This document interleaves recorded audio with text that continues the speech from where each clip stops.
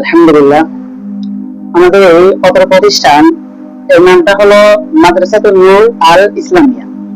এটা মূলত গাজীপুর সদর বাসন থানাধীন ১৭ নং ওয়ার্ড শাহ আলমর ব্লকের সন্নিহিতে অবস্থিত। আমি মোহাম্মদ আবুল হাসান অত্র প্রতিষ্ঠানের শিক্ষা সচিব নাজিমুল তালিমাতে দায়িত্বরত আছি। অত্র প্রতিষ্ঠানের প্রতিষ্ঠাতা এবং প্রিন্সিপাল হযরত মাওলানা মুফতি আল আমিন রহমানী হাফিজাহুল্লাহ ওয়া রাআহ। তিনি আমাদের অতম প্রতিষ্ঠানটি ২০২৩ সালে এটা প্রতিষ্ঠিত করেছেন। তো অত্র মাদ্রাসাটি ৪টা বিভাগে বিভক্ত। আমাদের এখানে কিন্ডারগার্টেন বিভাগ রয়েছে, যেখানে ৫০ থেকে ৬০ জন শিক্ষার্থী রয়েছে, যেখানে ছাত্র এবং ছাত্রীদের পৃথক পৃথক অবস্থান রয়েছে।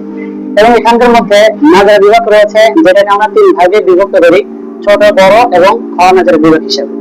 এবং এখানে হেফজখানা রয়েছে, বাচ্চাদেরকে আস্তে আস্তে করে হিফজুল কোরআন প্রতিযোগিতা কিভাবে নেওয়া যায়, তো সেই হিসাবে আমাদের এখানে কার্যক্রম বাস্তবায়ন করার পদক্ষেপ গ্রহণ করা হয়েছে। পাশাপাশি অত্যন্ত গুরুত্বপূর্ণ একটা অধ্যায়, সেটা হলো এখানে কিতাব বিভাগ রয়েছে, যেটা বাংলাদেশের মধ্যে সবথেকে গুরুত্বপূর্ণ একটা ফজল নিসাবের পরবর্তীতে মাদার নিসাব নামে সবাই পরিচিত হয়। তো এই মাদার নিসাবে আমাদের এখানে কিতাবখানাকে প্রতিষ্ঠিত করা হয়েছে। তো এমনকি এর পাশাপাশি আমাদের আরো 2টি অধ্যায় রয়েছে, সেটা হলো আমাদের বাচ্চারা, আমাদের শিশুরা কিভাবে আস্তে আস্তে বর্তমান আধুনিক প্রযুক্তির সাথে সাথে স্পোকেন ইংলিশের ক্ষেত্রে দক্ষ হয়। তো সেই হিসেবে আমাদের এখানে স্পোকেন ইংলিশেরও ব্যবস্থা করা হয়েছে। পাশাপাশি আরবি, একটা হলো কোরআন শিক্ষা করার যোগ্যতা, আর একটা হলো আরবি ভাষার উপরে পারদর্শিতা অর্জন করা।